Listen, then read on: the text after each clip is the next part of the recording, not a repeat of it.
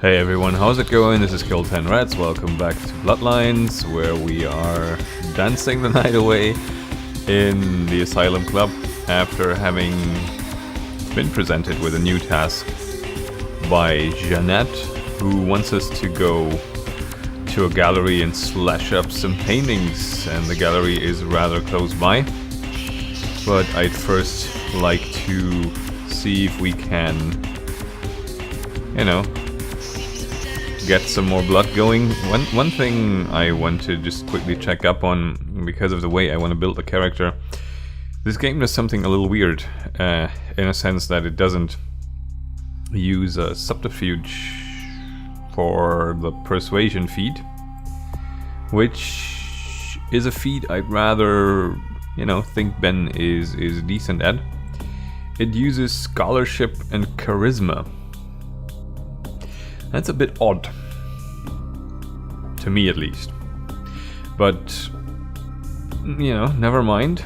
I guess, yeah, appearance and subterfuge is then seduction. But I think in a pen and paper game, for one, there's always there's also a leadership stat that comes into play sometimes, and you can also manipulatively persuade people with. You know, we'll have to use some charisma, some points in charisma, which I don't feel is entirely out of, you know, out of character or out of the, what you call it, like, it fits the character. Anyhow. Now, if I remember this right from years and years ago, you can sort of... Sheesh, is this place always so dead? More so than you think. I thought coming to LA was going to be more exciting than Arizona. I didn't come all this way to water down boots. Well, maybe I'm what you came all the way here for. That doesn't seem very smooth.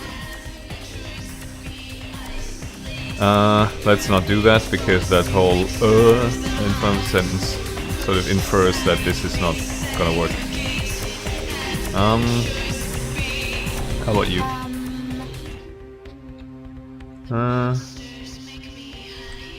Yeah, we really need to put some more points into our various feats to make this a little more feasible, because I feel like this is the way Ben would be feeding, especially since I don't want to constantly, you know, do this. Hey, baby. Looking for a different... You know it. Let's go somewhere more intimate. You lead the way. Seems there was a bit of an audio hitch going on there. Maybe that was just on my end and not in the recording, but otherwise... Okay, honey. I hope it doesn't happen again. What you got. Yep, let me show you. And then... we will stop right about halfway. There, thank you. That should be enough. Now, the gallery was somewhere around the corner from the apartment building that Mercurio was in. And even though the layout of this place isn't entirely complicated, it's not very well connected, I feel. So we'll have to sort of weasel our way around the back here again. Right. Okay. I think it's there, yes. Okay, let us quick save again. And... who's this guy standing there? He looks like a rent-a-cop or something.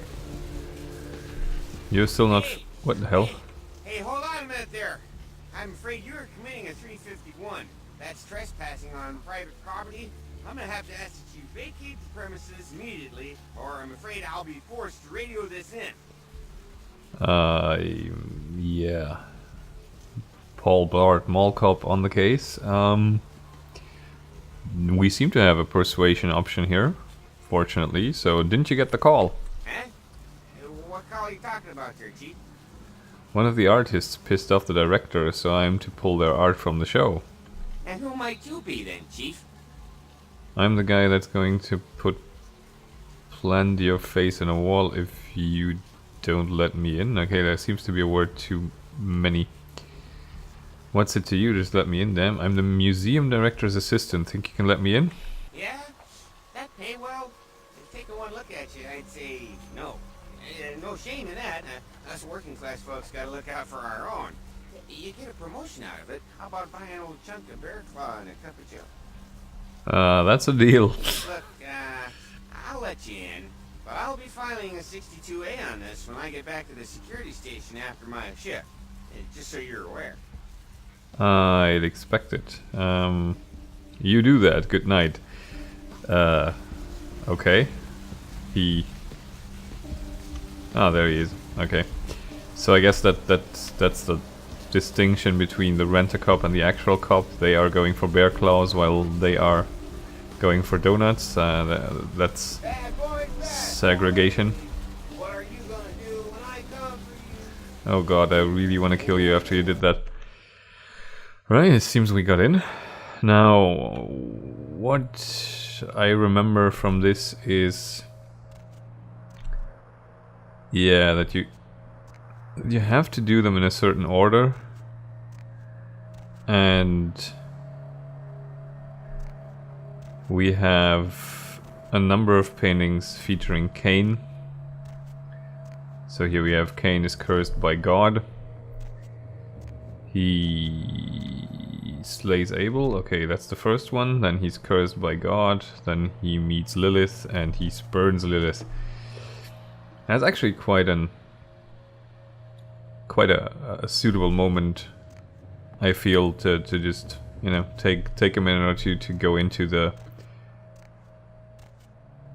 background of these two figures. For one, Cain, who slays Abel and then gets cursed by God, becoming allegedly the first vampire. He's a very, very important figure to the Sabbat, more so than the Camarilla. The Camarilla are sort of, in a way, pretending they don't believe in this old-timey nonsense anymore. Actually, let's steal a charity box while we're at it. The Camarilla is sort of affecting this... Camarilla is sort of affecting this... this air of, you know, the antediluvians, the third generation that's gonna rise up to kill their childer and all that sort of thing. That stuff all is no longer valid. They are just sort of, no one has seen them for millennia, so no one has seen Cain for millennia. Even though there are reports of sightings, they're usually hoaxes. So they're like, no, this is just a matter of time. Even if they have existed, they're long dead and long gone, so we don't have to be afraid of anything. They pretty much don't believe that there are any vampires left alive that are older than the 5th or 4th generation, and they only believe that because some of them are actually running the place. In a sense, Cain is more of a figure for the Sabbat, because they still believe that the antediluvians, the 3rd generation of vampires, will rise up, and that Cain is actually mad at them. And that the Sabbat are the true warriors who will stand at Cain's side and be his army when he comes back and fights a war against the antediluvian, and the Camarilla, being ignorant of the 3rd generation still being around and manipulating everything, is their army. Like the 3rd generation's army, who will unwittingly do battle for them. Now Lilith is an interesting figure because in the lore she is actually the one who taught Cain how to use disciplines. And Cain, being an ungrateful bastard, sort of just eventually walked away and didn't really accept what he had become. There's various conflicting tales about this. There is actually a subsect in the Sabbat, the Bahari, or the Lilins, who follow the path of Lilith, who rate Lilith higher than Cain in importance, and who believe that Lilith will eventually, you know, come up ahead and come back, and they're their army, and they're sort of a heretical movement in the Sabbat. There's also an entire clan, or former clan, the Lamia, that was basically just a mortal Lilith-worshipping witch cult that got embraced by a Cappadocian, another clan that's long gone because they got usurped by the Giovanni. As you can see, there's a lot of lore intricacies, old clans that used to exist that are gone, that were usurped, like the Salubri were usurped by the Tremere, becoming, you know, basically what we are here, Tremere. And the Cappadocians were usurped by the Giovanni, becoming a necromancer clan. But they originally were as well, sort of, but, you know, they got a little more twisted. I think there's Giovanni in the game, so we'll probably find that out. In any case, I think... How do we slash this up? Do we just have to interact with him or something? So first he slays Abel. Okay. Slashing with a baseball bat is probably not gonna work. How about a knife? Right. 1. Then you are cursed by God. Then you meet Lilith. And then you quick save before you spurn her, because I think there is a fight coming up. Right. Never really quite understood what this was supposed to be, or why this was a thing, like this sort of blood guardian. Can only sort of assume that this is a sort of a thaumaturgical ritual.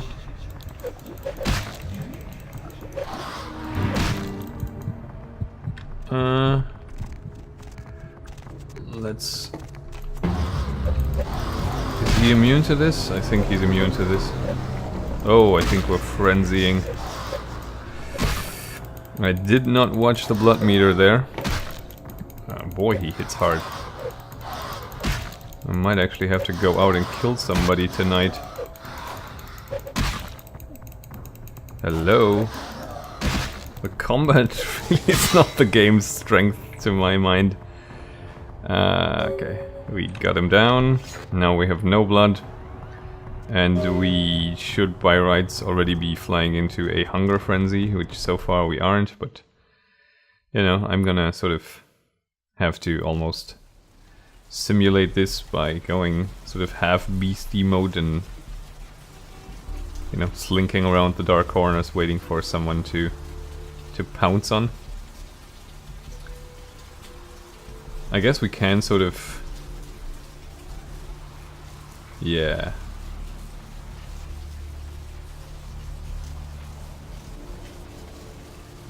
Yeah, this is a little open. But we're in a hurry, so... Hey, baby. Looking for a date? Let's go somewhere more. This has to be one of these situations where she would accompany us despite our better judgment. Like, I imagine, you know, being sought out by some fidgeting, wide-eyed guy who's just, you know, standing in front of you and okay, honey. just staring at you in a way that makes you uncomfortable, because we're probably sort of very much distracted by the raging hunger inside of us. And I don't think we're going to be able to control ourselves, so this is going to be our first excess of feeding. And that'll give Ben something to think about. Yep. Oops. Yeah, I think this is going to be the first moment where we're going to be halfway not on autopilot again, and we're gonna see what we did. And of course we're gonna run away quickly because we don't want to be seen in the presence of a corpse, especially a bloodless one. But now we've also not only committed a crime against our own humanity, we've also broken the Masquerade, because bloodless corpses lying around are just a generally bad idea. And I don't think the game does anything with the implication of this, but this should make us quite worried. Like this should have us at least, you know, have sort of that sword of Damocles hanging over us. If the prince ever brings it up, you know, they may just clean up after us, but at some moment, you when you least expect it, you might hear, you know, just a mention of, hey, by the way, I remember that one night in Santa Monica where that corpse turned up. Weird how that happens, huh? Oh, killer returning to the scene of his crimes. That wasn't intentional. Let's just pretend I took the long way around. Yeah, that was a bit unfortunate. I did not expect that Blood Guardian to be as strong as it actually was. That said, we're also not exactly the most amazingly powerful vampire. We do have another point to spend now in our persuasive abilities though, so let's do that. And let's head on in and report back to Jeanette, who will, if you know, if it goes anything like it went so far, she's not gonna be there, but Therese is. So right. Kind of weird how the audio levels in this game work. You can't really regulate down the... Like, you can't split the game audio and the music is occasionally just getting really, really unpredictably loud. Right. You. What were you thinking? Uh-huh. The museum. That was my event. Did you think I wouldn't find out? Yeah. That was very, very predictable, I guess. Shut up. I thought I could control my sister as long as Tongue was out of the picture, but nothing's changed. I should have expected that you'd succumb to Jeanette's influence like all the others, but how dare you! I didn't do it, I swear. What? That's not what I want to say here. Don't lie to me! Jeanette already confessed she tricked you into doing it. It was probably all Tongue's idea. I'll deal with them later. But that's still no excuse for you ruining my museum. I swear I didn't do it. I even brought you the item from the ocean house here. That seems to be our persuasion kicking in. Excellent. I'll take that. However, Jeanette claimed you did it for her. But let's say I believe you. After all, you've acted decently and rationally up to now. I imagine you'd still like me to call off the feud. Why, yes I do. There's only one problem. If Tongue gets word that I threatened Jeanette, which he most certainly already has, it's not likely he'll believe me. So, in order to call off the feud, you're going to have to convince Jeanette to forgive me first. For Santa Monica's most powerful kindred, I'd be happy to. Let's go on the charm offensive. I made some threats against my sister. Idle threats, involving fire and her impious satin sheets. She took them quite seriously, and is avoiding me. I want to meet with her, and explain that they were said in the heat of the moment. I asked her to meet me at the Surfside Diner, to reconcile, but I'm busy with the club and my other endeavors. I'd like you to go to the diner and promise her that I don't plan to take any action against her. Wait for her in the back booth, near the phones. You're so busy that you can't go across the street, where the diner is literally located, like 5 meters away. This doesn't sound suspicious at all, of course. But yeah, if the Baron of Santa Monica wants her sister back, I'll get her sister back. Why don't I just stake the crazy bitch so this never happens again? That might be more complicated than you think, Ben, but oh well. For all her unwholesome diversions and irritating disruptions, I should be less tolerant of her. She is my sister, however, and I suppose I'm obligated to forgive her her trespasses. I did sire her after all. Please, be quick about it. I did sire her after all. Does that count as incest? I don't know. I'd have to check my Crusader Kings 2 manual, I suppose. Yeah. We are still fairly low on blood, which isn't great. And we're still not exactly a master seducer, so we'll probably not have any more dialogue options here. Hi. Oh, we do. You look desperate, wanna hook up? These are all horrible. I'm not gonna use any of these until it actually indicates that it's a feat. Because Jesus Christ. Whoever wrote these must have had a fun moment or two. Yeah. Am I gonna... Aren't there any, I don't know, homeless people that we can accost to make our existence a little better? I don't think you can just randomly feed on people, as far as I remember, and if so, it's a little too well lit here. Oh, right. That looks promising. Yeah, you go right back there, my friend. You just go right down that road.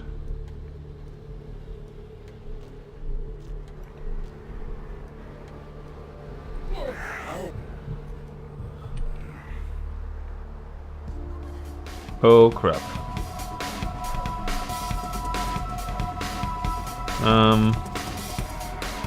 What happened now? Can I not surrender? Yeah, this is kind of... No, I'm sorry, but this is not really what I had in mind.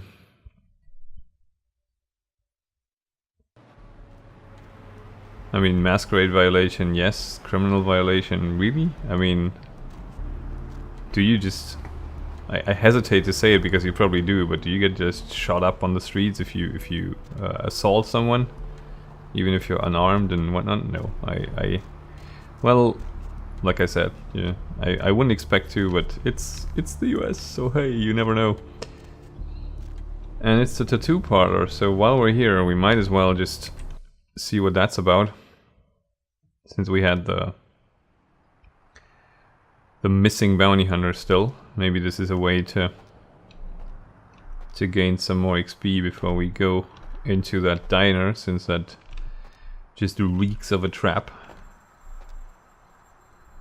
Is that the phone ring? Wow, I would totally get inked here. This seems very, very trustworthy and not like you'd catch any horrible diseases. Yes. Quick cash for modeling.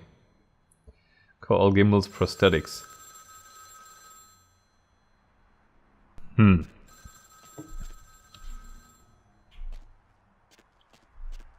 Okay. Hello, might I speak with Mr. McGee? He doesn't seem to be here at the moment. Can I help you? Well, I'm not sure. I had an appointment with him a few days ago, but he never seemed to show up. Do you know when he'll return? I don't actually. What sort of appointment was this? Well, Mr. McGee was going to be doing some modelling for me. Medical reference for the work that I do here in the studio. It's a shame, really. The proposition would have been quite lucrative for him. You just said the magic word. Lucrative. Really? Maybe I could come down and model for you. Why, yes, that sounds delightful. Perhaps you could come down to my studio and we can sort out the details.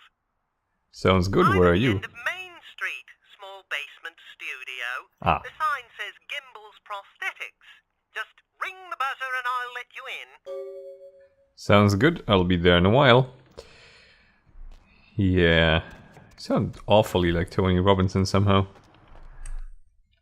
At least doing some of the voices in the Discworld adventure game. Woe is Offler and he strideth. Oh, pawn shop. We have never actually been in here either, but yeah, let's not right now. I'm a bit hesitant to just go for a prostitute again, because I don't think in Ben's mind that's the right thing to do right now. Although I am rather happy in a way that we lost some humanity, because that was getting a little high for my tastes, considering that the character is not very well suited for preserving humanity up to a certain level. I think he's one of those vampires that would sort of find their equilibrium at some point around humanity 3 or 4 in the pen and paper game at least, but here it's a bit... Here the fluctuation is a little bit more fluid in the game. You gain it easier and you lose it easier. Yes, may I help you? I'm on a blood drive. Hello, I spoke with you on the phone a little while ago. Oh, right. I'll buzz you in. Thanks. This, of course, also doesn't seem shady at all.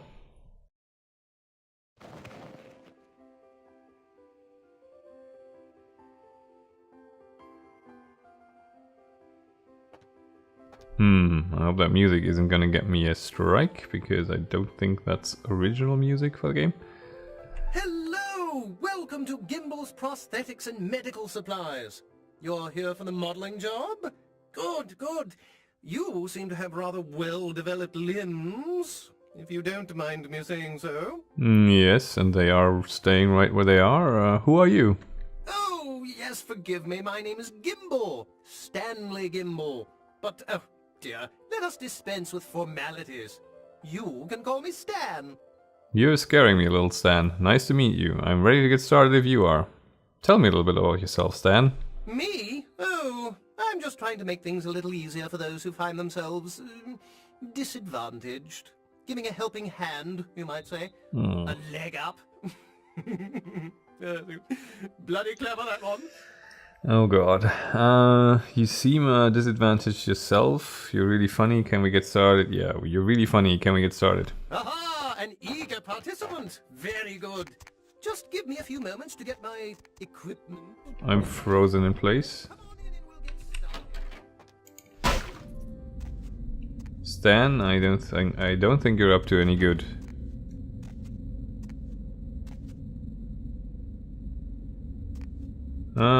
Mannequins, arms and other parts, whole mannequins, prosthetic limbs, okay. Amputees must wait up front. What the hell? If you're hearing any sort of odd sounds in the background, that's my neighbors who still haven't figured out how to use a fucking door handle.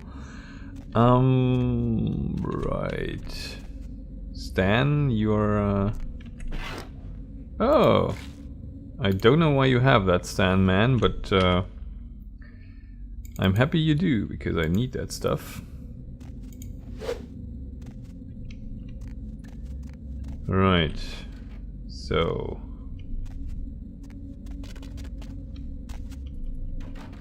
what the hell?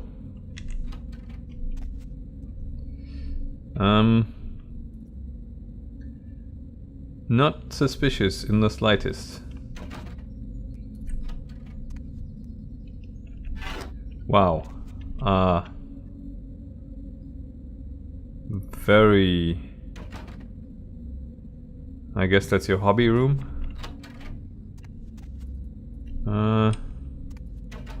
Not judging, but I feel like my baseball bat's about to get some action here. Yikes. Well, that's you know, I wonder how you're gonna talk your way out of that one, but I'd sure love to see you try. Huh? Oh, hey, help! You gotta get me out of here, man. This guy's a freaking nut job. You don't say. Who, Gimbal? Well, who else? Who, Gimbal? Yeah, Gimbal. That guy's been taking pieces off of me and McGee over here for the last 3 days. He's crazy, man. Freaking crazy. Okay, where's the key to this door? Oh. Come on, Gimbal. Come on, Gimbal. You don't stand a chance. Oh, wow. He goes for the home run, yes. Ow. This is tying in with my Serpent and the Sacklands playthrough rather nicely, where... what the hell? Where one of the characters always says, I'll rip off your arm and beat you with it. Damn, he did a lot of damage. Thanks, man. You're a lifesaver. I wasn't sure I was gonna make it. I'm telling you, I've been on some weird cases, but this one takes the cake. I guess you're Carson? Yeah, that's me. How did you know? Arthur Kilpatrick sent me. He did? Oh man, that's solid. I owe that guy big. I hope I can figure out a way to get him back for this. He's got some work for you, so you should head back to the office. What? Oh, no, man. No, no, no. Not for me anymore. Look at my hand. Gimbal took my trigger finger for a trophy. I'm all through with this business. I hate to leave Arthur in a lurch, but that's just the way it is. Man, you ain't no fall guy? What? It's rather the $6 million man, but at least it's the same actor. You hear that dog barking? I think it's Old Yeller, yeah. I understand, I'll give him the bad news. See ya! Wouldn't wanna be ya, quite literally. Damn.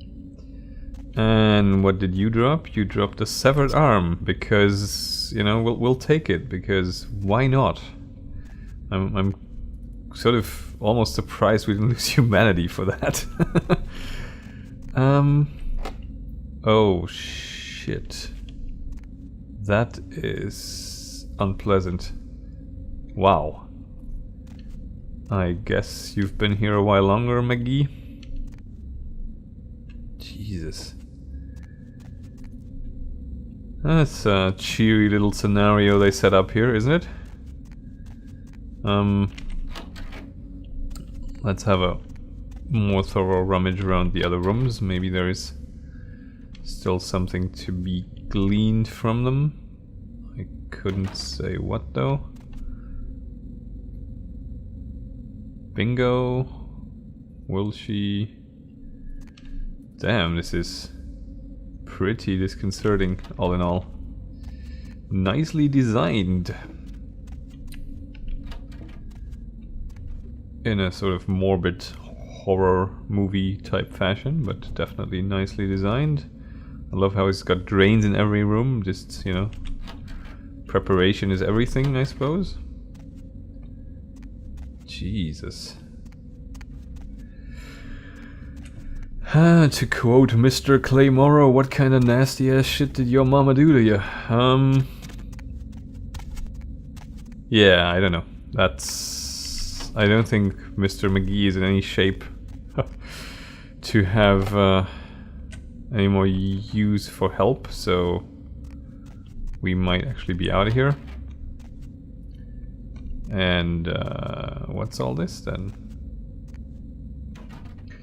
Nothing we can interact with from what I can tell, so we might just buzz off and give our best to Mr. Kilpatrick. Yeah, on his last leg, like, no pun intended, he actually did quite a significant amount of damage to us. Even though he was almost down, it sort of drained his health quite quickly initially, and then he sort of became a damage sponge for some weird reason. What am I hearing?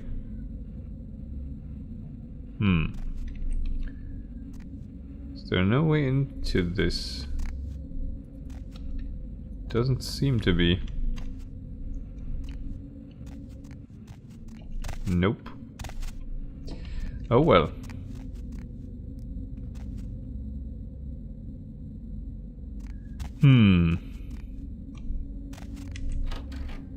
Right.